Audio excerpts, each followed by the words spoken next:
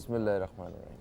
अस्सलाम वालेकुम दोस्तों, मैं फ़हीम अब्बास आप सबको खुश आमदीद कहता हूँ न्यूज़ कैफ़े में। और मुझे यकीन है कि आप आज के दिन का एक अच्छा सा आगाज़ कर चुके हैं। आज का दिन आपके लिए ढेरों कामयाबियों और खुशियों का दिन साबित हो, ये दुआ है मेरी। आज हमने अपने प्रोग्राम को दो हिस्सों में तकसीम किया है और प्रोग्राम के पहले हिस्से में हम एक बहुत अहम मौजू पर बात करेंगे। जैसा कि आप जानते हैं कि पूरी दुनिया का इस वक्त जो मसला है वो है बढ़ती हुई आबादी, और इस आबादी के साथ साथ आप इस आबादी के साथ साथ बहुत सारे और मसाइल भी जन्म ले रहे हैं और उन्हें उसी तरीके से हर मुल्क में हर जगह पे उसी तरह कंट्रोल किया जा रहा है। इसी तरह एक बहुत बड़ा मसला ये भी है कि जिस तरह लोगों की तादाद बढ़ रही है, जिस तरह शहर फैल रहे हैं, उसी तरह ट्रैफिक भी बहुत ज़्यादा होती जा रही है और सड़कों पे गाड़ियों की और मोटरसाइकिलों की तादाद इस कदर ज़्यादा हो चुकी है। अब इन गाड़ियों की और बाइक्स की तादाद के बढ़ने के बाद हमें फ़ौरन देखने को ये भी मिलता है कि एक्सीडेंट्स बहुत ज़्यादा हो रहे हैं, हादसात हो रहे हैं। अब हादसात की वजह क्या है? उसकी वजह क्या सही तरह से उन ट्रैफ़िक क़वानीन हैं उनको फॉलो ना करना है, या ट्रैफ़िक क़वानीन के बारे में बिल्कुल लाइल्मी का होना है, या फिर ट्रैफ़िक पुलिस की अपनी ज़िम्मेदारियां ना निभाना है, या शहरी अपनी ज़िम्मेदारियां नहीं निभा रहे हैं। बस यही आज हमारे प्रोग्राम के पहले हिस्से का मौजू है कि आखिर ये सड़कों पे वो माहौल क्यों नहीं मिलता है हमें जो तरक्की याफ्ता और जो महज़्ज़ब मुमाशरे हैं वहाँ पे उनकी सड़कों पे मिलता है। वहाँ पे पाकिस्तान से बाहर बहुत सारे ममालिक ऐसे मौजूद हैं। मुझे याद है मैं एक दफ़ा श्रीलंका गया तो यहाँ मुझे सड़क पार करनी थी, तो यहाँ के आदि हम सड़क पे चलने वाले, मैंने सिर्फ फुटपाथ से नीचे एक कदम रखा तो गाड़ियाँ खुद ब खुद रुक गई। मेरा अभी सड़क क्रॉस करने का इरादा नहीं था, मैंने तो देखना था कि कब बीच में गैप आएगा और मैं सड़क क्रॉस करूँगा। तो मुझे समझ नहीं आई तो मेरे साथ वाला कहता भाई चलो आपने पाँव नीचे रख दिया था। Oh okay. तो मतलब लोग इतना वो रिस्पेक्ट देते हैं पैदल चलने वाले को, और बेसिकली ये वैल्यूज़ होती एथिकली और मॉरली आप कैसे हैं ये पता चलता है इन चीज़ों से। मगर अगर किसी ने ये इन चीज़ों से देखना हो तो फिर तो मेरा नहीं ख्याल कि हम लोगों में कुछ नज़र आएगा, हमारे कुछ और ही ज़ाविये और ही मयार हो सकेंगे। खैर, हम बात करते हैं ट्रैफ़िक हादसात की वजह के हवाले से कि ट्रैफ़िक हादसात जो हैं ये क्यों होते हैं इतने ज़्यादा। ट्रैफ़िक क़वानीन जो हैं उनसे लाइल्मी भी तो कोई एक मसला नहीं है। ज़रा इस बारे में बात करेंगे। कहीं हमारे साथ जो मेहमान मौजूद है सबसे पहले मैं उनका तारुफ़ करवाऊँगा। हमारे साथ मौजूद है एसपी ट्रैफ़िक पुलिस मलीर जनाब ताहिर नौरानी साहब। हम आपको खुश आमदीद कहते हैं। अस्सलाम वालेकुम। वालेकुम सलाम फ़हीम भाई। सर कैसे हैं आप? ठीक ठाक हैं? हमेशा की तरह आपकी तरह बिल्कुल खुश। ठीक है जनाब। तो जिस तरह चलती गाड़ी में आप जा रहे हो, बड़ी स्पीड अच्छी चल रही हो, अचानक से स्पीड ब्रेकर आ जाता है जी, तो इसी तरह हमारे भी प्रोग्राम में अचानक ब्रेक आ गई। अच्छा ठीक है, तो हम ब्रेक के बाद वापस आते हैं और आके बात करते हैं। हमारे साथ एक और मेहमान भी मौजूद होते हैं होंगे वक्फे के बाद। कहीं मत जाइए, अब तक देखते रहिए न्यूज़ कैफ़े, देखते रहिए।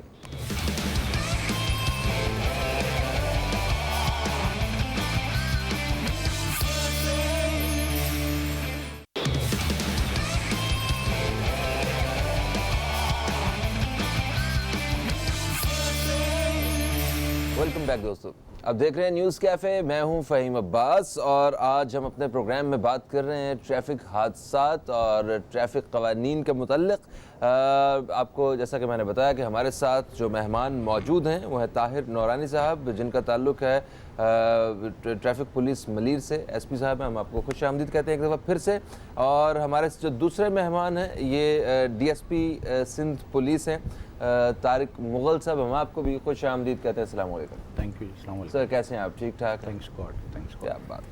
अच्छा सर, मुझे याद है कि ट्रैफ़िक के हवाले से एक एजुकेशन जो पहली एजुकेशन जो मुझे मिली वो एक मॉर्निंग शो में वहाँ पे चाचा जी के प्रोग्राम में, वहाँ ट्रैफिक कवानीन के बारे में बताया जाता था, मुस्तनसर हुसैन तारड़ साहब पीटीवी के प्रोग्राम में। उसके बाद कभी मुझे मतलब किसी चैनल पे कुछ इस तरह का काम नज़र नहीं आया कुछ, या जब कभी कोई ट्रैफिक से मुतालिक कोई दस्तावेज़ात होते हैं तो उनके पिछले जो पेपर होते हैं बैक साइड वाले, उनके ऊपर जो है ना वो सारा कुछ ये लिखा होता है। तो हम इस हवाले से एजुकेट क्यों नहीं कर पाते हैं, या कुछ प्रोग्राम रुका हुआ है, या कुछ क्या समझते हैं आप? नहीं, ऐसा नहीं है। इलेक्ट्रॉनिक मीडिया का तो मैं कुछ नहीं कह सकता, और ये होने चाहिए। अब तो प्राइवेट चैनल्स बहुत सारे आ गए हैं, और जिस तरह आपने हमें बुलाया है इस तरह हमें बुलाया जाए, और बल्कि एक प्रोग्राम होना चाहिए हफ्ते में एक दिन, एक आध घंटे का, जिसमें ट्रैफिक के कवानीन की जो है वो लोगों को पता चलना चाहिए कि कवानीन होते क्या हैं। जी जी। जिस तरीके से अभी आपने इंट्रो में बताया कि आबादी बढ़ती जा रही है, ट्रैफिक भी बढ़ता जा रहा है, बिल्कुल।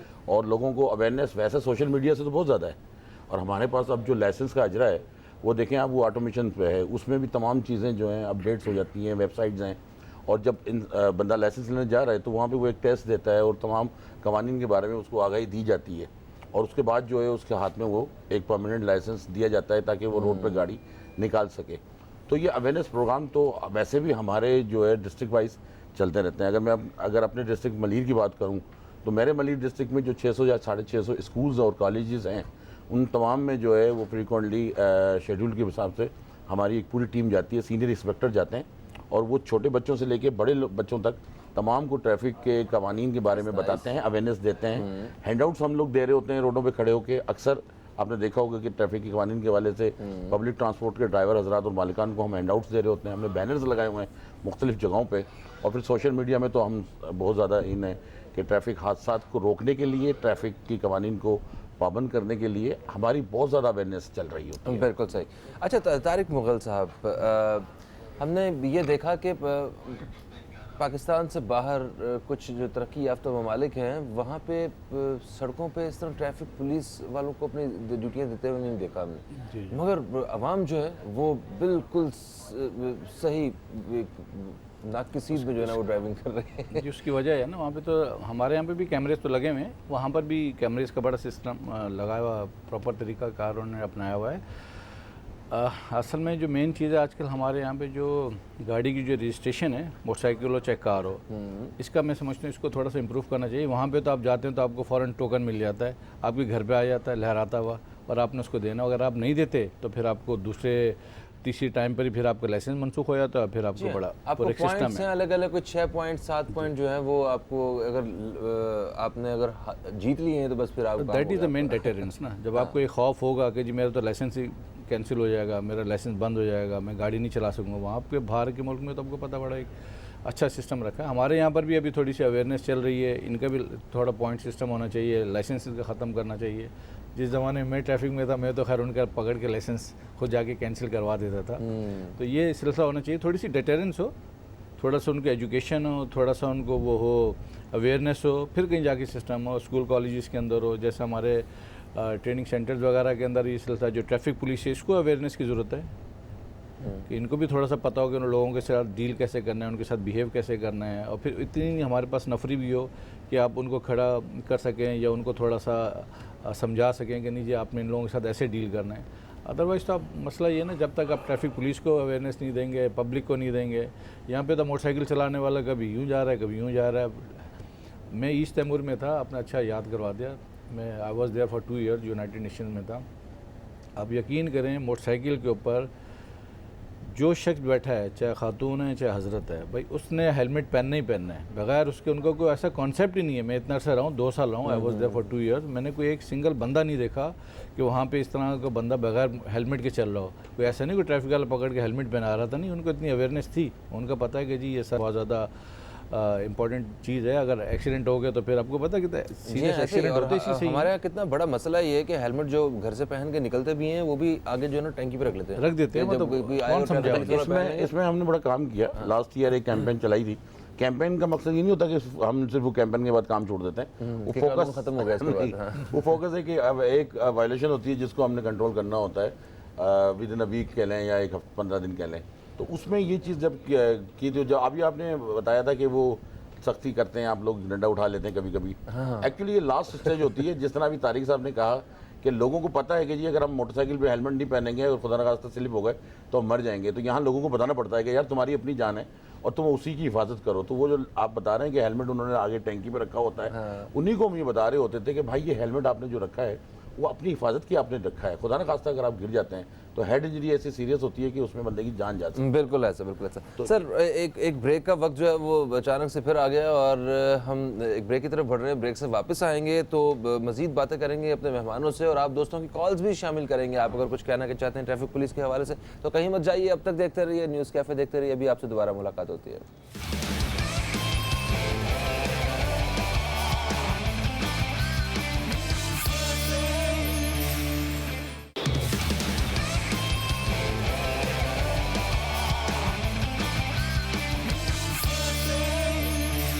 वेलकम बैक दोस्तों, आप देख रहे हैं न्यूज़ कैफ़े। मैं हूं फ़हीम अब्बास और आज हम बात कर रहे हैं ट्रैफ़िक क़वानीन के हवाले से। हमारे साथ ताहिर नूरानी साहब मौजूद हैं जो कि एसपी ट्रैफ़िक पुलिस हैं मलीर के, और दूसरे मेहमान हमारे साथ ताहिर मुग़ल साहब हैं, डीएसपी सिंध पुलिस हैं। अच्छा, ताहिर पे बात हो रही थी वक्फे से पहले जैसे कि और तारिक साहब ने भी ये कहा कि जो ट्रैफ़िक पुलिस के जो एहलकार हैं, ठीक है, जो हमारे वो जो भाई हैं जो ट्रैफिक पुलिस वाले हैं, उन्हें कुछ थोड़ा सा वो बात करने के ऊपर उनके कस्टमर केयर टाइप जो सर्विस जो है जिसकी बात कर रहे थे। जैसे मुझे पता है कि मोटरवे पे अगर आपको कोई रोकता है, मोटरवे तो एक कानून के हिसाब से, ट्रैफिक के हिसाब से एक अलग जजीरा है उसकी, तो अगर कोई रोकता है तो वो आपको ये कहते हैं कि हम आपकी खिदमत के लिए यहाँ खड़े हैं, सर आपने ये किया है, आपको ये पे करना पड़ेगा। आगे मिन्नत तरला कुछ भी वो कर ले, उन्हें पता कि आपने जैसे उनके साथ स्ट्रेट बात करनी है और इन दी एंड आपको जो आपने काम किया है उसकी आपको सज़ा मिलनी। तो यहाँ पे भी थोड़ी सी इस चीज़ की कमी है। देखिए, ये अखलाकियात तो हर जगह होनी चाहिए। हाँ। और जहाँ तक ताल्लुक है हम जैसे पब्लिक सर्वेंट्स लोगों का, तो हमें तो ख़ास तौर पर ये करनी चाहिए, क्योंकि हमें तो डिप्यूट इसलिए किया गया है कि लोगों को हम फैसिलिटेट करें, ना कि उनको तकलीफ दें। मगर डिपेंड ये करता है कि रिफ्लेक्ट करती हैं बहुत सारी ऐसी एक्टिविटीज़, या ऐसा एटीट्यूड रिफ्लेक्ट भी करता है।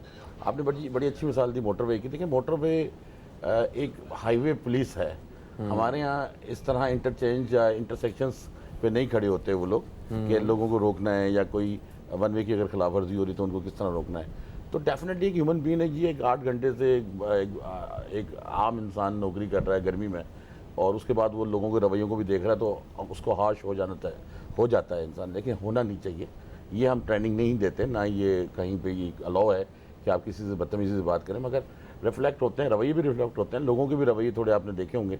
मगर हमारी एजुकेशन यही होती है कि प्यार से बात की जाए, और इस पर तो काफ़ी काम भी हुआ है कि अब जो है अखलाकियात को जो है हमने लेना है। और अब इंशाल्लाह आप ये देख रहे हैं कि रोडों पर अक्सर ऐसा भी हुआ है कि हमारे यूनिफॉर्म पर्सन, यूनिफॉर्म पार्ट दी गई जाती है, उनको धक्के दिए जाते हैं। और शहर की अगर आप बात करेंगे तो इस शहर में तो जिसने थोड़ी सी महंगी गाड़ी ली तो उसने आगे से धमकी ये देनी है कि तुम मुझे जानते नहीं हो, मैं हूँ कौन, मैं तुम्हारी नौकरी खा जाऊँगा। सही, ऐसे होता है ना। हाँ। तो वहाँ पे फिर थोड़ा सा बड़ा वो अनकम्फर्टेबल हो जाता है कि जी मैं एक पब्लिक के लिए कर रहा हूँ, इस धूप में खड़ा हूँ, इस गर्मी में मैं खड़ा हुआ हूँ, और फिर मुझे गालियाँ भी पड़ रही हैं। ऊपर से वो जैकेट भी पहनी हुई है, बुलेट प्रूफ जैकेट। देखिए ना, वो एक अलग वो एक अदाब है कि हम लोग अगर टी शर्ट या शर्ट पहनते हैं तो गर्मी लगती है, तो उस पर हम खुद बेजार हो जाते हैं। तो उन्होंने एक जैकेट, बहरहाल ये तो एक यूनिफॉर्म का हिस्सा है जैकेट, उससे कोई इशू नहीं बनता।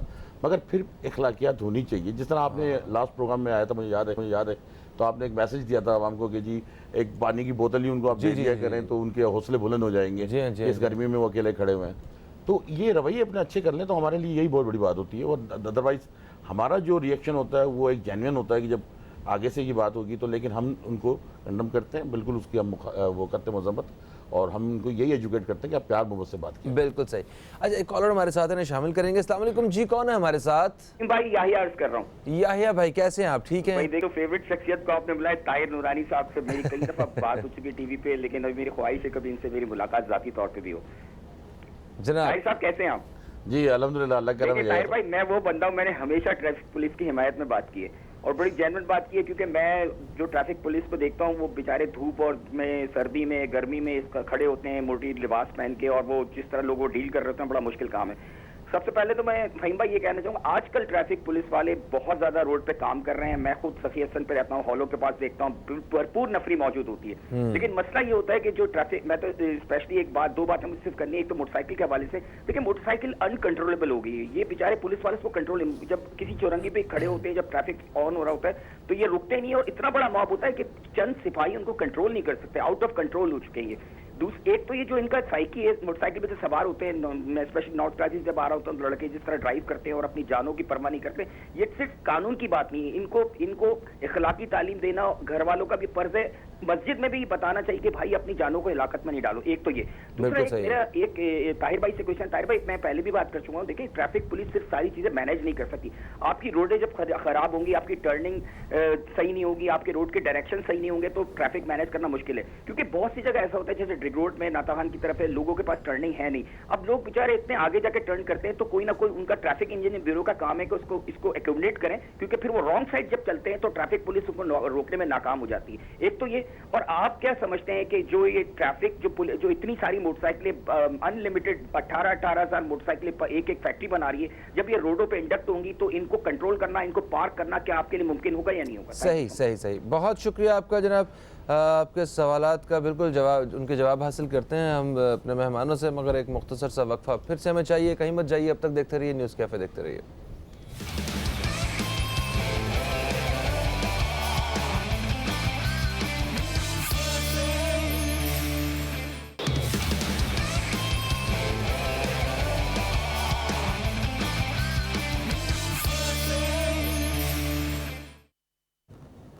वेलकम बैक दोस्तों, आप देख रहे हैं न्यूज़ कैफ़े। मैं हूं फ़हीम अब्बास और आज ट्रैफिक क़वानीन के हवाले से हम बात कर रहे हैं। वक्फे से पहले हमारे साथ कॉलर थे यहिया साहब, और यहिया साहब ने ये कहा कि जिस तरह सड़कों पे गाड़ियों और मोटरसाइकिलों की तादाद बढ़ती जा रही है, तो इन्हें मुस्तक़बिल में कंट्रोल करना मुश्किल नहीं होगा क्या? तो आप क्या समझते हैं तारिक मुग़ल साहब इस हवाले से, और फिर ख़ास तौर पे लोगों को इस चीज़ पे मजबूर करना कि वो कानून की पासदारी करें? देखें, जो सोसाइटीज़ हैं, जो मुल्क हैं, सिटीज़ हैं, कैसे बनते हैं, कैसे चलते हैं? दो चीज़ों चलते हैं, एजुकेशन, रूल ऑफ लॉ से। आप एजुकेशन उनको दें, आप उनको कानून का बताएं, और फिर उसकी इम्प्लीमेंटेशन परफेक्ट होनी चाहिए। हमारे यहाँ पे आप मोटरसाइकिल पे जो लोग जा रहे होते हैं, आपने देखा ये तो कॉमन सेंस है। इधर उधर जैसे मोटरसाइकिलों का हाल है हमारे, बगैर हेलमेट के ख़वातीन भी बैठी हैं, तो इस तरह करके जिग जैग जा रहे होते हैं। मसला है कि उन्हें पता नहीं है, बस जल्दी पहुँचना है उन्होंने, बाय हुक और बाय क्रुक। जब आप उनको एजुकेट करेंगे, जब उनको आप बताएंगे कि ये चीज़ें आपके लिए बेहतर हैं, आप ये गलत कर रहे हैं, आप इस तरह एक्सीडेंट हो जाएगा, आप मतलब बहुत सा आपको नुकसान हो जाएगा, जब तक अभी चीज़ें आप कहाँ बताएंगे उन्हें? आपको definitely you have to tell them in education institute ना, आपकी यूनिवर्सिटीज़ के अंदर, आपके कॉलेजेस के अंदर ऐसा सिलेबस भी होना चाहिए। इसमें क्या मसला है? सिलेबस हो, उन्हें बताएं कि जी ये आपके लिए ये रूल रेगुलेशन है, आप ऐसा करेंगे तो ऐसा होगा, ऐसा करेंगे तो ऐसा होगा। जब आप उन्हें बताएंगे नहीं, जब आप उनको पेनल्टी नहीं देंगे, 50 रुपये जुर्माना है, 100 रुपये जुर्माना, मतलब किसी को क्या फ़िक्र है जुर्माना हो जाए। आप 100 दफ़ा चलान करवा लें, 100 दफ़ा उनकी आप वो पेनल्टी करते रहें, किसी को फिक्र। जब आप उनको, आप इवन बाहर के मुल्क में जाएँ तो $200 $300 जुर्माना कर देते हैं, गाड़ियाँ बंद कर देते हैं, आपके लाइसेंस बंद कर देते हैं, मतलब उनके डिटेरेंस है ना। अच्छा, फिर आपका मसला है कि आपका लाइसेंस आपको यहाँ से कोई नहीं बना रहा, तो आप हैदराबाद से बना लें, आप जाके आप नवाबशाह से बना लें, आप पेशावर से बना लें, कहीं से ही बना लें। मतलब बात ये है, अब यहाँ पे भी जैसे बनते हैं, लाइसेंस बनते हैं, मतलब वो भी ऐसा कोई ऐसी कोई छुपी हुई बात नहीं है, सबको पता है, ओपन सीक्रेट है। जैसे यहाँ पे लाइसेंस बन रहे होते हैं, तो इसलिए उनको फिक्र नहीं है। अच्छा, कोई आपके पास रिकॉर्ड नहीं है, अगर आपको एक दफ़ा चलान हो गया या इवन आपने एक्सीडेंट कर दिया, बंदा मार दिया, उसके बाद क्या है? कोई ऐसा कोई चालान सिस्टम है आपके पास कि जी दोबारा वो बंदा कम से कम 2 साल 5 साल के लिए गाड़ी ना चला सके? कोई रिकॉर्ड ही नहीं है। हाँ, उसके लाइसेंस पे भी कोई रिकॉर्ड नहीं है, कुछ नहीं है। आप लाइसेंस ब्रांच में चले जाएँ, उनके पास कोई रिकॉर्ड नहीं है। थाने वालों के पास होगा, लेकिन थाने वालों का ऐसा इंटरलिंक किसी के साथ नहीं है। मतलब कोई इस तरह का सिस्टम कोई हो ना कि आपने अगर ऐसा किया है, आप बाहर के मुल्क के हम मिसालें देते हैं, लेकिन हम उसको अडॉप्ट भी तो करें, लेकिन हम उसको करना नहीं चाहते।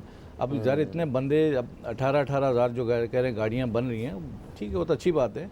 फिर सड़कों का हाल की वजह से होता है। फिर मसला ये है कि हमारे यहाँ पे जब लोगों को पता नहीं है, स्कूल कॉलेजेस में कितने लोग जा रहे हैं, बात ये है, आप स्कूल कॉलेजेस की देख लें, उसमें कितने लोग जा रहे हैं, और कितने लोग से ज़्यादा बच्चे वो जिनके स्कूल जाने की उम्र है वो स्कूल नहीं जा रहे। फिर आप उनको जो लोग जा रहे हैं स्कूल जा रहे हैं, जो बच्चे स्कूल जा रहे हैं, क्या उनमें ऐसा कोई सिस्टम है कि जी एक बाकायदा हर हफ्ते या हर महीने या 15 दिन बाद सिलेबस में कोई एक चीज़ इस तरह की होना चाहिए, सिलेबस के अंदर हो। ताहिर साहब आप क्या फरमाते हैं इस बारे में? देखिए जी, मैं सबसे पहले तो आपको बताऊं कि जो कॉलर ने कॉल की और जो इस तरह बड़ी तफसील तरीके से तारिक साहब ने बताया, टेक्निकली तरीके से मैं अगर आपको ग्राउंड रियलिटीज़ बताऊं तो वो ये है कि हम जिस शहर में हम रहते हैं, ये मेट्रोपॉलिटन सिटी है, कराची पाकिस्तान का सबसे बड़ा शहर है और ज़रा आमदनी या आमदनी के यहाँ मौके इतने हैं कि पूरे पाकिस्तान से लोग यहाँ आते हैं, सेटल होते हैं।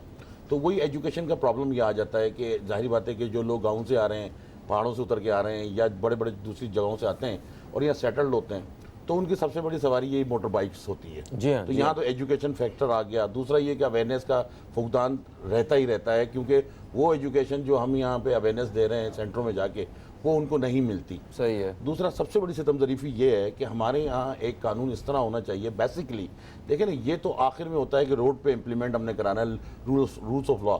अगर उससे पहले ही हम इम्प्लीमेंट कराएं कि गाड़ी शोरूम से या अपनी फैक्ट्री से मोटर बाइक जब तक नहीं निकलेगी, जब तक कंज्यूमर को नहीं मिलेगी, जब तक वो हेलमेट नहीं पहनेगा, जब तक उसके साइड लाइसेंस नहीं होगा, लाइसेंस डेफिनेटली कि हम वो परचेज जब तक करने जाता है उसका लाइसेंस देखा जाए, वो हेलमेट उसके साथ होना चाहिए, गाड़ी के राइट और लेफ्ट मिरर होना चाहिए, जिसकी वजह से एक्सीडेंट में भी कमी आ सकती है। अब रोज़ की बुनियाद पे हमारे कराची शहर में 19 से 20 मोटर बाइक्स रजिस्टर्ड होके आती हैं रोडों पे। 19 से 20? जी हाँ, 19-20 गाड़ियाँ रोज़ाना रजिस्टर्ड होके बाइक्स आती हैं।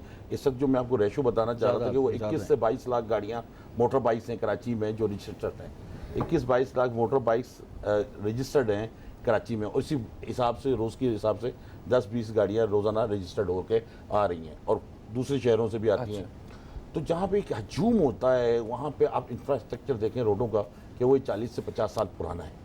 अच्छा, मुझे ये बताइए, देखिए हमारा हम कैमरों से तो कंट्रोल नहीं करते हैं, हमारा ज़्यादातर जो है हमारे जो ट्रैफिक जो पुलिस के एहलकार हैं यही फिज़िकली खुद खड़े होकर जो भी कंट्रोल करने की कोशिश करते हैं सो करते हैं। एक दफ़ा अगर लाइट ऑफ हो जाए तो बुरा हाल हो जाता है, जब तक वहाँ पे बंदा मौजूद ना हो तब तक ऐसे ही रहता है।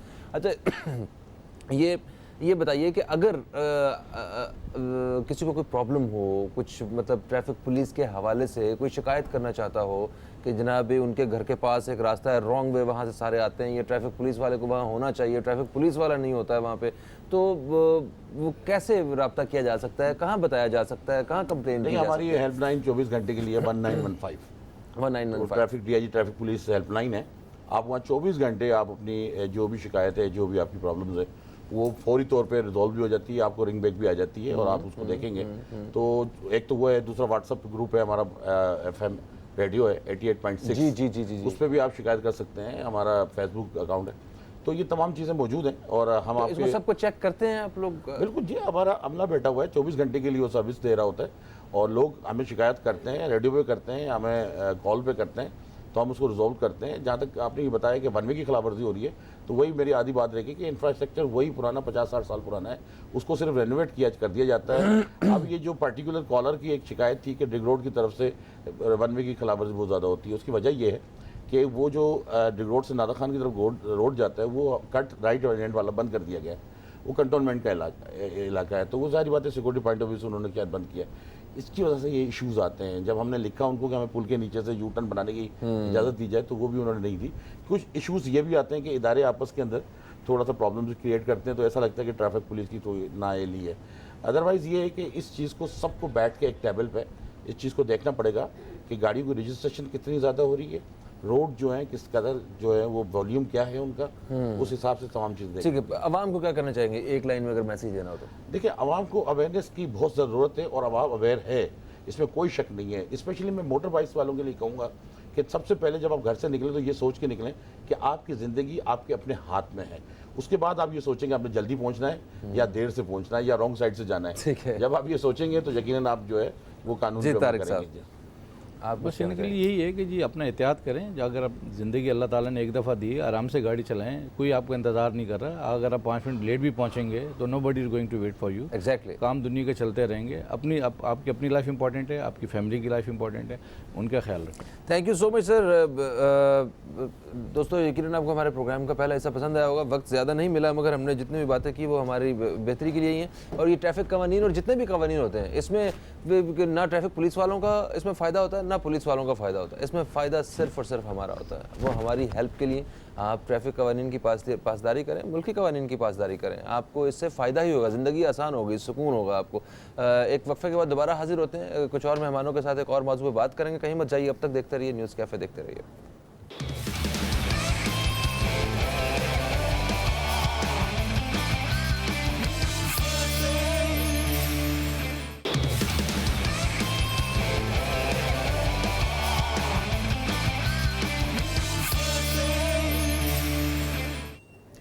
वेलकम बैक दोस्तों, आप देख रहे हैं न्यूज़ कैफ़े। मैं हूं फ़हीम अब्बास और प्रोग्राम के दूसरे हिस्से में हम दाखिल हो चुके हैं, जहां पे हम बात करने वाले हैं एक अहम मौजू पे। और जैसा कि आप जानते हैं कि हमारे मुल्क के हालात शुक्र अल्हम्दुलिल्लाह वो ग्रेजुअली बेहतरी की तरफ आ रहे हैं, और इसी के साथ साथ कराची के हालात भी जैसे जैसे बेहतर हो रहे हैं। यहाँ पे अब हमें इवेंट्स होते हुए नज़र आते हैं, अलग अलग नोयत के इवेंट्स होते रहते हैं। तो कुछ लोग इस शहर का अमन बहाल करने के लिए वो पुराना एक कराची जो है उसे वापस लोगों से तारुफ करवाने के लिए आज भी कोशिश हैं। तो इसी तरह का एक एग्जीबिशन एक हो रही है, एक इवेंट हो रहा है जो कि कराची एक्सपो में 20 से 22 जुलाई के बीच हो रहा है, जिसमें Pakistan poultry dairy and life stock expo, ये उस इवेंट का एक नाम है, जिसमें लाइफ स्टॉक के बारे में, डेयरी के बारे में, कि हम किस तरह इसकी पैदावार बढ़ा सकते हैं, किस तरह पाकिस्तान में जितने भी पाकिस्तानी हैं इनके लिए कुछ एक अच्छी हेल्दी जो चीज़ें हैं वो प्रोवाइड कर सकते हैं। इस बारे में ये एक इवेंट हो रहा है और हमारे साथ आज इसी तरह कुछ मेहमान मौजूद हैं। अच्छा, इस इवेंट की ख़ास बात यह है कि इसमें एक पेवेलियन वो बनाया गया है जहाँ पे हॉलैंड से 6 कंपनीज आई हैं और उन्होंने अपनी अपनी प्रोडक्ट्स जो हैं वो उसके हवाले से जो है वो पाकिस्तान के साथ मिल के और कुछ एक गाइड करने के लिए एक पूरा उन्होंने एक पेवेलियन वहाँ पे बनाया। लोग उनसे बहुत बड़ी एक तादाद में लोग वहाँ पे मुस्तफ़ीद हो सकेंगे। पाकिस्तान में जितनी भी ये लाइफ स्टॉक के हवाले से इंफॉर्मेशन वगैरह जो है वो भी हमें वहाँ से मिल सकेगी। तो इधर आज अपने इन्हीं मेहमानों से हम बात करेंगे। हमारे साथ मौजूद भी हैं, ये डायरेक्टली जनाब नीदरलैंड से यहाँ पे आए, मगर उनके साथ साथ हमारे साथ मौजूद हैं डच एम्बेसी से हमारे एक और दोस्त। सबसे पहले तो मैं इनका तारुफ करवाऊँगा। डच एम्बेसी से इनका ताल्लुक है, ट्रेड ऑफिसर हैं हमाद रज़ा साहब। हम आपको खुश आमदीद कहते हैं। अस्सलाम वालेकुम। Thank you. Good morning. वालेकुम अस्सलाम। Good morning. कैसे हैं आप? Good to be here. बिल्कुल। हमारे दूसरे मेहमान जिनका ताल्लुक है इधर से अपना हॉलैंड से, और जनाब इनका नाम जो है वो क्लेमेंस जेरी हमारे साथ हैं, जो कि बिजनेस मैनेजर हैं, एक पैलेटल कंपनी है। We welcome you in News Cafe. How are you? Thank you. Doing very well. Thank you very much. Very nice to be here. Great. हमारे दूसरे मेहमान हैं जनाब, ये इनका ताल्लुक भी नीदरलैंड से है और ये इनका नाम है Heemskerk BV. BV. BV. Very well. You know what BV is here in Pakistan? BV is like private limited, I think. Yeah? No, in Pakistan BV is wife. Okay. Yeah. But we don't export wives. Huh? Okay. We welcome you in News Cafe. Thank you. Nice to How be are here. you? I'm fine. Did you like the weather? Yes, nice and warm. Oh, warm, very warm. But it's here. It's good. It's comfortable here. Huh? That's great. Okay, Hammad साहब, आप ये बताइए कि ये event जो होने जा रहा है, बेसिकली इस तरह के इवेंट्स और एग्जीबिशन से किस पैमाने पे फ़ायदा उठाया जा सकता है? सबसे पहले तो थैंक यू वेरी मच। मैं आपका बहुत शुक्रगुजार हूँ, आपकी पूरी टीम का, कि हमें हमारी कंपनीज़ के साथ आपने इस शो में इनवाइट किया। और सबसे पहले before we go into this exhibition, मैं थोड़ा शेयर करना चाहूँगा जो नीदरलैंड्स इकोनॉमिक अफेयर्स में हम जिन चीज़ों पे काम कर रहे हैं, जो पाकिस्तान और नीदरलैंड्स का एक ट्रेड रिलेशनशिप है बेसिकली, उसके बारे में थोड़ी डिटेल से आगाह करना चाहूँगा।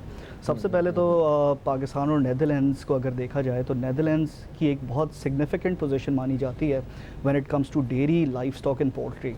तो इन 3 सेक्टर्स में नीदरलैंड्स की एक बहुत स्ट्रॉन्ग पोजीशन है। नीदरलैंड्स पूरी दुनिया में second best exporter of food products है आफ्टर USA। नेदरलैंड्स एक छोटी सी कंट्री है, 17 मिलियन की आबादी है उसकी। इतनी छोटी सी country second world best exporter होना, ये एक अचीवमेंट की बात है। That's great. इसके अलावा अगर आप डेयरी के रिलेशनशिप में देखें तो पाकिस्तान के अंदर जो डच कंपनीज ऑलरेडी काम कर रही हैं, apart from other sectors, dairy के अंदर हम एक बहुत बड़ी कंपनी के साथ काम कर रहे हैं पाकिस्तान के अंदर, जिसमें जो फूड और डेयरी प्रोडक्ट्स में काम कर रही है। और 2016 के अंदर नेदरलैंड्स पाकिस्तान में सबसे बड़ा एक्सपोर्टर था सबसे बड़ा इन्वेस्टर था पाकिस्तान के अंदर 2016 ईयर के अंदर। अच्छा।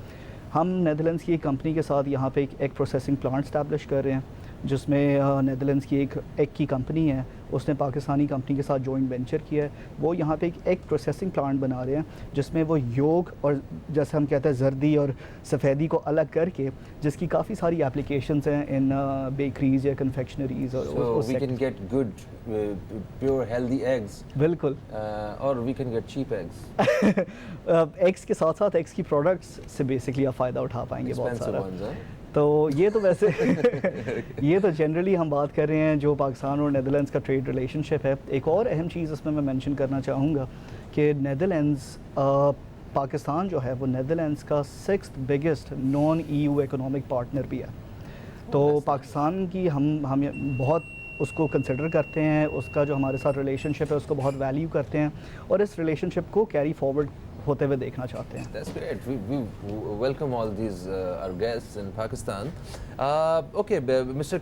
Clemens, tell me about yourself. What do you do in this poultry stock world?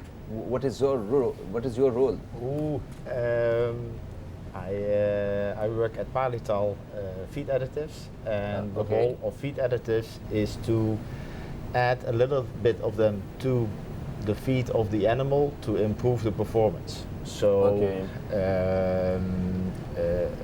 a chicken will be more efficient in transferring from feed to meat, making it better available to the population in Pakistan. We have also additives that are more for dairy cows, and then a dairy cow can be more productive in producing the milk, or you can reduce the feed cost a little bit to produce the milk, making it a more efficient way to make the foods available for the population in Pakistan. Okay, that's great. Okay, you were saying about the chicken. Yes. In Pakistan, many people say chicken is not healthy because of the feed. So, what do you say? What will you say about your feed you are preparing for chicken and all? It's a pity that I hear this. This is my first time in Pakistan, so I still have to look a little bit deeper in the feed structure here. What I can imagine, there is a lot of discussion around the globe about antibiotics. And antibiotics, if they are used too much, they can make microorganisms resistant against other antibiotics. So it is important to use them wisely in animal feed. Our product, the butyrate, they can help to replace those antibiotics. In Europe, there is legislation since 2006 to not use them in a common practice anymore. And since then, the butyrates have increased a lot. Right now in the USA, there is no legislation against antibiotics, but there is a lot of consumer pressure that antibiotics should get out, and for us, that's a growing market with our products. That can happen the same here in Pakistan, to make the feed healthier, to make also the meat healthier. Okay, that's great. Because we are going to a break, thank you so much for coming. हमारे साथ जनाब Clemens जैरिस मौजूद थे वक्फे से पहले। वक्फे के बाद हमारे साथ एक और मेहमान मौजूद होंगे और जब हम वापस आएंगे तो हम बात करेंगे हिम्सकर्क बीवी से भी। ये बीवी, यस। तो कहीं मत जाइए, अब तक देखते रहिए न्यूज़ कैफ़े, देखते रहिए।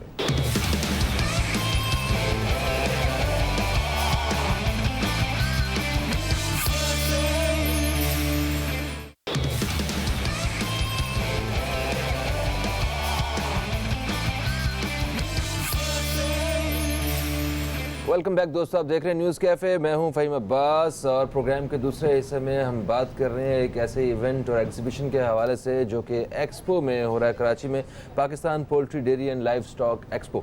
ये है इवेंट जिसमें नीदरलैंड से 6 कंपनीज़ वो यहाँ पे आई हैं। उन्होंने एक अपना पेविलियन बनाया और वो अपनी अपनी प्रोडक्ट्स के हवाले से, लाइव स्टॉक और इस हवाले से जो है वो पाकिस्तान के लोगों के साथ मिलके कुछ एक काम करना चाह रहे हैं, जो एक बहुत एक अच्छा साइन है और एक पीसफुल कराची, पीसफुल पाकिस्तान के लिए एक बहुत अच्छा साइन है। हमारे साथ जैसा कि मेहमान मौजूद हैं, हमाद रज़ा हैं जो कि ट्रेड ऑफिसर हैं, डच एम्बेसी से इनका ताल्लुक़ है। हमारे जो दूसरे गेस्ट हैं वो हेम्सकर्क बीवी, तो ये हमारे साथ हैं। और हमें तीसरे मेहमान ये भी एक इसी नीदरलैंड में ही इनकी एक कंपनी है, राना शौकत हुसैन साहब, नीडैप इनकी कंपनी का नाम है। ये भी हमारे साथ मौजूद हैं, पार्टिसिपेट कर रहे हैं जनाब इस एग्जीबिशन में। इनसे ही बात करते हैं, हम इनको खुश आमदीद कहते हैं। अस्सलाम वालेकुम। वालेकुम अस्सलाम। कैसे हैं आप? ठीक ठाक जी, बहुत शुक्रिया आपका। आपका बहुत शुक्रिया, आप तशरीफ़ लाए, पाकिस्तान तशरीफ़ लाए और सीधा हमारे पास आए। जी, बहुत शुक्रिया। ओके सर, थोड़ा सा कुछ और इस इवेंट के बारे में बताइएगा, फिर मैं मिस्टर हेम्सकर्क से बात करूंगा। मैं बिल्कुल, मैं ज़्यादा बात तो नहीं करूँगा। I would want to give them a chance as well. सिर्फ एक ये है कि जो 6 कंपनीज आ रही हैं, ये हमारे लिए काफ़ी फ़ख्र की बात है कि at this time of the year, जबकि इलेक्शंस का भी टाइम है, कराची जैसे शहर में जिसका एक परसेप्शन हुआ करता था, उस टाइम के होने के बावजूद, अब जैसे सिक्योरिटी सिचुएशन का आपने भी मेंशन किया, 6 कंपनीज़ को नीदरलैंड से लाना और for the first time in Pakistan in recent years, एक यानी काफ़ी अचीवमेंट की बात है us as an embassy as well, और प्लस पाकिस्तान की एक पॉजिटिव इमेज के लिए भी ये काफ़ी चीज़ इंपॉर्टेंट साबित होगी। तो विदाउट एनी डिलेज मैं चाहूँगा mister Heemskerk. So Mr. Heemskerk, tell me about your company. What I know is that you export cows. Exactly. Exactly. Yes. And then So please. in particular, Holstein Friesian cattle is a breed very famous all over the world for milk production. Wow. It can give enormous amount of milk, but also good butter, fat, and protein. We've been a family company since 1921. Okay. We've been exporting actually all over the world, and since 4 years we are entering in the market in Pakistan. We work through our agent Farm Solutions in Lahore, and we see great potential in your country. I think you have good conditions, nevertheless the hot weather. But if the farmer take a little bit care of that and put some extra effort in that, I'm sure Holstein Friesian cattle from Holland is doing really well. So how do you see the relationships between Pakistan and Netherlands, especially in this sector? I think there is a very good relationship already. I notice enormous demand and interest from dairy farmers in Pakistan, trying to improve the whole dairy industry in Pakistan. And more the people are phoning and sending emails. And there has been a good relation since a long time already with Pakistan, as our man from the embassy already told. Great. But I see great potential. There is also enough potential to make good food like luzerne and maize silage, which help to put up the production. Great. We welcome you in Pakistan and Thank you very we much. wish you a best of luck. Thank you. Thank you. Okay, Rana Shaukat Hussain साहब, राना साहब आप बताइए नीडैप क्या है और ये company क्या offer करती है? जी बिल्कुल, जैसे कि हेम्सकर्क ने बताया कि वो काउस एक्सपोर्ट करते हैं, तो अब क्या है कि उसको मैनेज करने के लिए भी यू नीड सम डाटा। तो Nedap is a technological producing company, जिसमें हम क्या करते हैं कि like a human being we have our natural behaviour, जिसमें क्या है कि अगर हमें एक ऑप्टिमल कंडीशंस दी जाएं तो हम 8 घंटे काम करेंगे, हम 7 से 8 घंटे रेस्ट करेंगे, सोएंगे, हमारा कुछ सोशल टाइम होगा अपनी फैमिली के साथ, ईटिंग टाइम होगा, हम ब्रेकफास्ट, लंच एंड डिनर। तो सिमिलरली हम क्या करते हैं कि नेचुरल बिहेवियर जो है वो हम प्रोड्यूस करते हैं सेंसर टेक्नोलॉजी। अच्छा। और वो like it works like Fitbit आजकल वो बड़ा ह्यूमन साइड पे भी यूज़ होता है। तो नेचुरल बिहेवियर काउंट कर रहे हैं, रेस्पॉन्डर्स फिट है उसके आइदर नेक में या उसके लेग में। अच्छा। और वो रियल टाइम है। ओके। उसमें क्या है कि वो नॉर्मल उसका बिहेवियर काउंट कर रहा है कि वो कितने घंटे जो है वो इन 24 आवर्स वो खा रही है, कितने घंटे वो रेस्ट कर रही है, कोई हेल्थ असिस्टेंट टाइप सारा का सारा वो उसका नॉर्मल बिहेवियर कर रही है। अब क्या होगा कि अगर हम बहुत ज़्यादा एक्सपर्ट हैं उसको विजुअली देखने में भी, तो हम उसको विजुअली उस वक्त तक रिकॉग्नाइज नहीं कर सकते जब तक वो साइंस एंड सिम्टम्स शो ना करें, लेकिन उसका नॉर्मल बिहेवियर चेंज हो जाएगा। लेकिन नॉर्मल बिहेवियर क्या है कि जब हमें भी कोई हेडेक वगैरह होता है तो we can feel and we can explain, जी but the animal can not, yes yes. लेकिन उसका बिहेवियर चेंज हो जाता है। तो ये डिवाइस है एक, तो ये डिवाइस है ओके, जो कि उसके गले में लग जाएगी। There is a battery inside, expectancy life जो है वो 8 से 10 साल है। तो वो रियल डाटा जो है रेडियो फ्रीक्वेंसी के थ्रू जो है वो ट्रांसफर करता रहता है और उसका नॉर्मल, तो क्या होगा कि जैसे ही wonderful उसका idea. नॉर्मल बिहेवियर चेंज होगा कि देयर इज एबनॉर्मैलिटी, उसका नॉर्मल बिहेवियर चेंज हो गया तो आपको फौरन से ईमेल आ जाएगी, लाइक आपका एक फॉर्म है 1000 काउज है आपके पास से। अच्छा एक शॉर्टली मुझे एक चीज़ बताइएगा कि क्या ये इतनी महंगी प्रोडक्ट तो नहीं है कि हमारे यहाँ के जो बिजनेस करने वाले हैं वो अफोर्ड ना कर सकें? नहीं जी, जब हम रिटर्न ऑन इन्वेस्टमेंट की बात करते हैं तो इसकी एक्सपेक्टेंसी लाइफ है वो है 8 से 10 साल, लेकिन जो रिटर्न ऑन इन्वेस्टमेंट है वो 2 से 2.5 साल है। क्या बात है जनाब, ज़बरदस्त, थैंक यू सो मच। और हम आपको हमारी बेस्ट विशेस आपके साथ हैं कि आप जो है ये टेक्नोलॉजी को पाकिस्तान में बिल्कुल मुतारिफ करवा सकें। Thank you so much mister Heemskerk. एक जनाब वक्फे का वक्त फिर से हो चुका है, हम एक ब्रेक पे जा रहे हैं, ब्रेक से वापस आएंगे तो हमारे साथ कुछ और मेहमान भी मौजूद होंगे। कहीं मत जाइए, अब तक देखते रहिए न्यूज़ कैफ़े, देखते रहिए।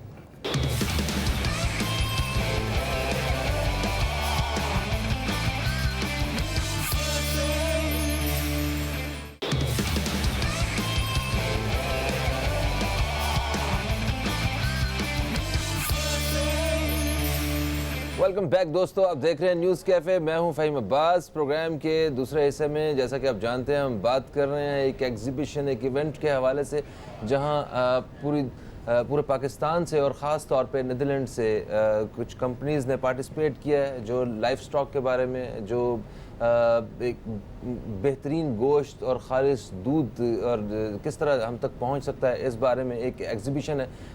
6 कंपनीज़ हॉलैंड से यहाँ पे पाकिस्तान में आई हैं जिन्होंने अपना एक पैवेलियन लिया है।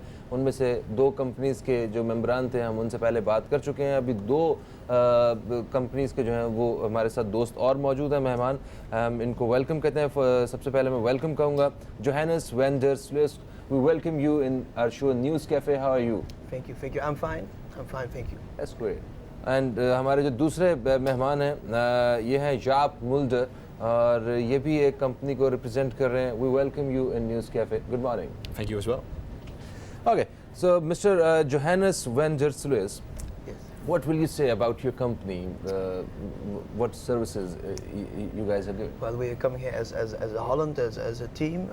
Dutch dairy farming is an enterprising and entrepreneuring business, and we are trying to export our quality and knowledge, which I'm doing through Holland Dairy Foods by exporting our quality milk powders and butters, and Okay. he is exporting our knowledge through Dutch Farm Plan, like helping to start up new dairy farms. So we both export milk products and our knowledge to make them here.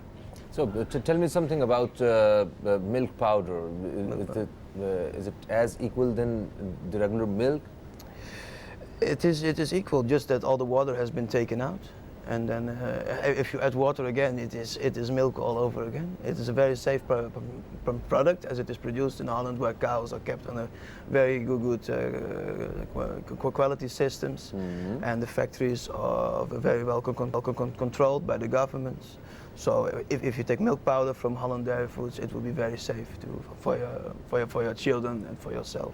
That's great, and I'm sure, I hope it will not that expensive like regular milk.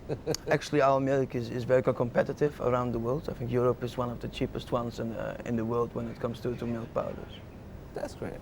Oh, Jaap Mulder.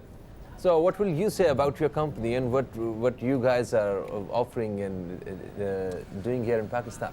What we offer as Dutch Farm Plan is the development of new facilities or even renovate existing barns. So mainly focused on livestock, whether it's 1,500 cows, 100 cows, or even 15,000 cows. We are able to complete the full project from A to Z, from start to finish, which means you have several phases during a project. Together with the sponsor, we will help them complete all the several stages within the project to make it to a large success. Oh, that's great. So, what do you think? Is Pakistan a good place for these kind of farms, or what do you think about atmosphere and the animals we have? Yeah, I think Pakistan is an exciting place to start a dairy. You have a very difficult climate, of course. And so, but at Dutch Farm Plan, we have several options and solutions for those difficult climates. So it is possible to increase milk production over here as well. And I think that we contribute the Pakistani farmers with our knowledge and with our development goals. Yeah. तो okay Hammad साहब sir देखें कितनी अच्छी opportunity है ये कि milk production जो है इंक्रीज़ हो रही है, इससे कम से कम हमारे जो मिल्क की प्रोडक्शन को पूरा करने के लिए पानी नहीं डालना पड़ेगा हमें। मिल्क की जो डिमांड है पाकिस्तान में, पाकिस्तान फॉर्चुनेटली कुछ उन नेशंस में से है जो कि हाईएस्ट मिल्क प्रोड्यूसिंग नेशंस हैं दुनिया के अंदर। Pakistan is considered to be as the third world's best milk producing country. इसके होने के बावजूद भी when it comes to demand, when it comes to the quality of milk, उस पर काफ़ी आईब्रोज रेज होती हैं, काफ़ी डाउट्स हो रहे होते हैं। लेकिन with companies like these and with the innovations coming in, हम अपने थ्रू और दूसरे और प्लेटफॉर्म्स के थ्रू ये कोशिश कर रहे हैं कि जो हमारी एक्सपर्टीज़ है, जो नेदरलैंड्स की एक्सपर्टीज़ है, वो पाकिस्तान में उसको प्रमोट कराएं और उससे जिस तरह agricultural community, local market, local consumer फ़ायदा उठा सकता है वो उस तरह से उठाए। नेदरलैंड्स की जो कंपनी है बाय द नेम ऑफ फ्रीसलैंड कैंपेना, उसने पाकिस्तान में एक निजी कंपनी को टेक ओवर किया, 51% उनकी शेयर होल्डिंग है और वो एक लीडिंग डेयरी कंपनी भी है। तो यानी प्रोजेक्ट्स लाइक दीज और यानी एक हमारे लिए बड़ी अचीवमेंट की बात है और we are proud to be here with 6 companies at this exhibition ताकि we can showcase what is it that the Netherlands has the best to offer to Pakistan. ये बहुत अच्छी बात है और thank you so much. We thank you because we are going to a break. So break के बाद हमारे साथ जो है कुछ और मेहमान मौजूद होंगे, तो हम जोहानस और शाब को थैंक यू बोलते हैं। Best of luck for your upcoming projects in Pakistan and all. दोस्तों एक ब्रेक के बाद दोबारा आपसे मुलाकात होती है, कहीं मत जाइए, अब तक देखते रहिए न्यूज़ कैफ़े, देखते रहिए।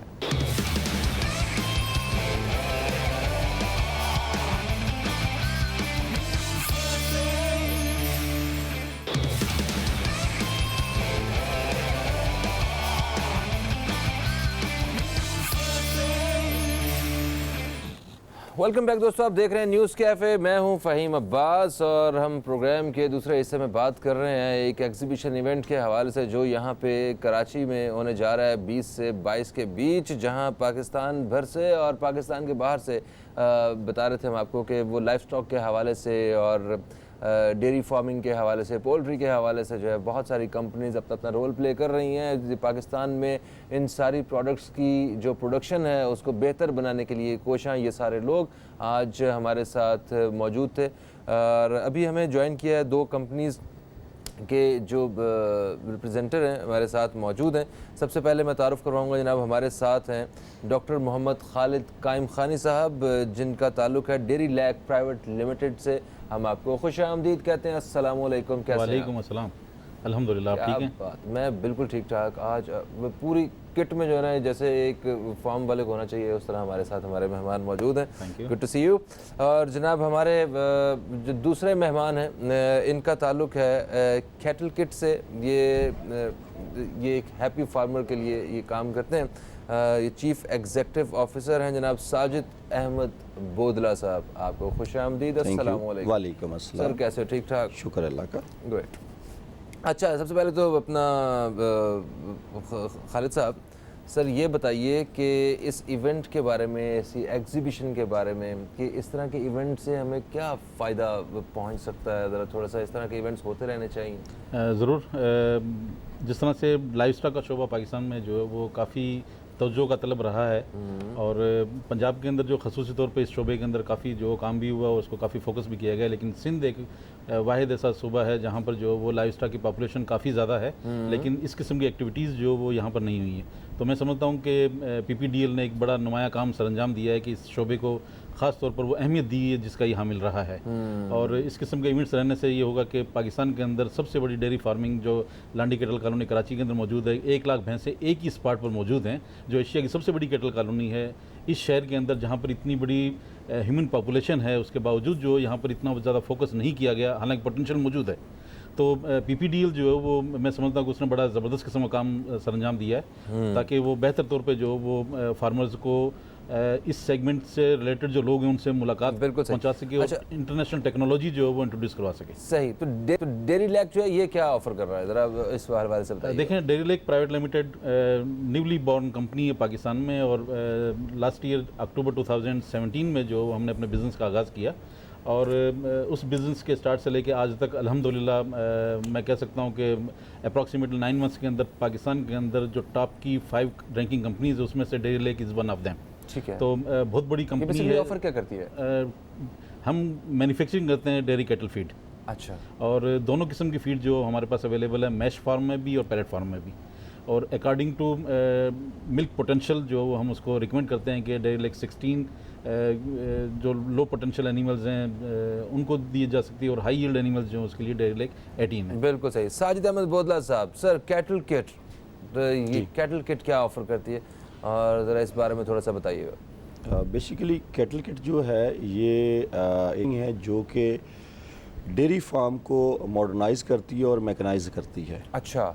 डेयरी फार्मिंग जो आजकल का दौर चल रहा है उसमें तब तक आप मुनाफा बख्श नहीं बना सकते जब तक इसको मैकेनाइज नहीं कर लेते।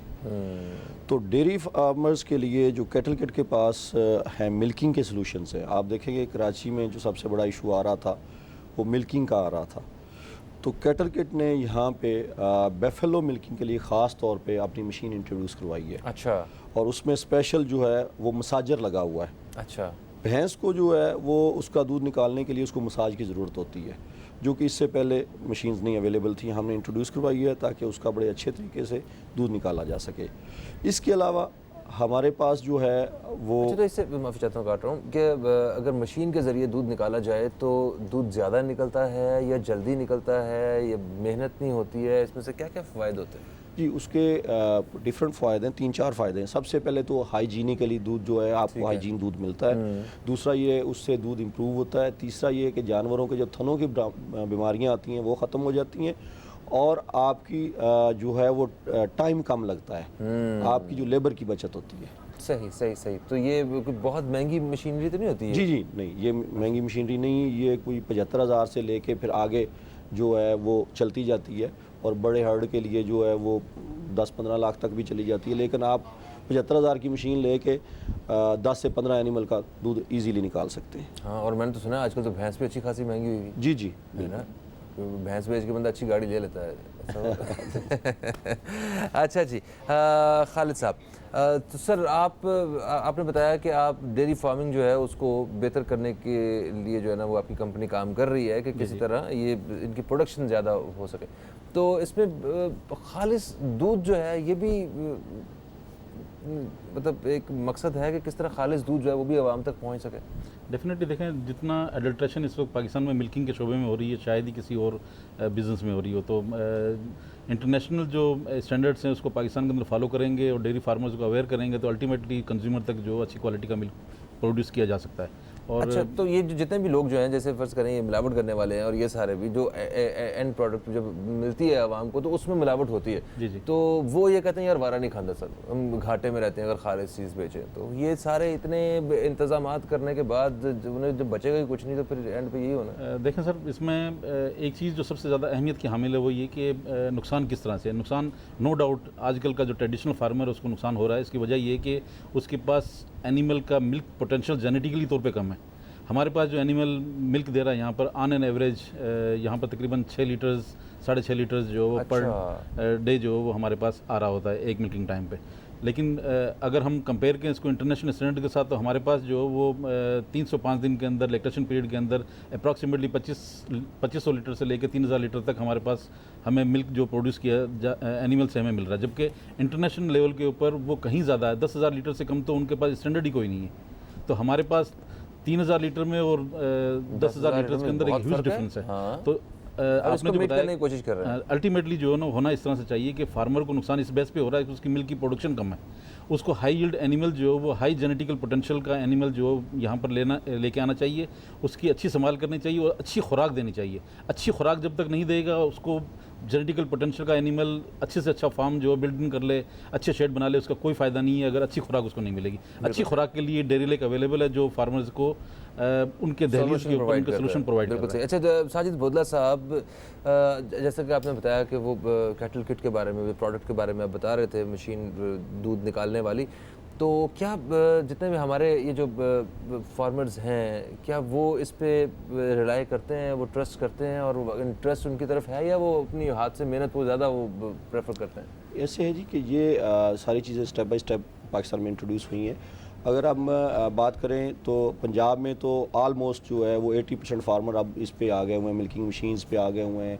जो दूसरी हमारी मशीन्स हैं जैसे साइलेज बनाने वाली मशीन्स हैं, TMR मिक्सर्स हैं, ये सारी मशीनें इस्तेमाल हो रही हैं। इसी तरह अब सिंध में भी हमने अपना एक मार्ट ओपन किया है, यहाँ पे अवेयरनेस सेशन कर रहे हैं एंग्रो फूड्स के साथ मिलके भी, बाकी कंपनियों के साथ मिलके भी। तो यहाँ पे भी अब हुआ है। हम पिछले 2 साल से अब सिंध में हम काम कर रहे हैं। तो सिंध में काफ़ी सारे फार्मर हैं हमारे, इधर भैंस कॉलोनी में भी और जितनी कैटल कॉलोनीज हैं, और सिंध में और कराची में, जो ये मशीनें इस्तेमाल करना शुरू हो गए। बिल्कुल सही sir, thank you so much. आप लोग तशरीफ़ लाए हुए हैं कराची में और काम कर रहे हैं इस हवाले से, क्योंकि जो मकसद है वो बड़ा अच्छा है कि सिंध में और जिन जगहों पे ज़्यादा प्रोडक्शन की जा सकती है वो हो सके। हम आपको बेस्ट ऑफ लक कहते हैं। और जनाब प्रोग्राम का वक्त जो है वो अपने इख्तिताम की तरफ आ चुका है। बस ये बड़ी अच्छी चीज़ है, हमें इस डिपार्टमेंट में, इस सेक्टर में भी हमें बहुत काम करने की ज़रूरत है, अपनी प्रोडक्शन को और बेहतर करने की ज़रूरत है। और मगर मैं जो सोच रहा हूँ, मैं सिर्फ ये सोच रहा हूँ कि इंशाल्लाह वो दिन आएगा जब हमारे बच्चे बग़ैर पानी वाला दूध पिएंगे और उसके साथ अपना प्रोडक्शन उसकी बेहतर होगी और हर बच्चा जो है वो एक खालिस दूध पिएगा। जनाब जाते जाते आपको एक और पैगाम जो है वो मुझे आप तक पहुंचाना है। ये एरियल की जानिब से, एरियल बनाने वाले कहते हैं कि ज़िंदगी में हर रोज़ एक नए दाग और चैलेंज का सामना होता है, कभी खाते हुए कभी खाना पकाते हुए, इसलिए हमें चाहिए नया एरियल जो हर दाग के नए चैलेंज पे पूरा उतरता है।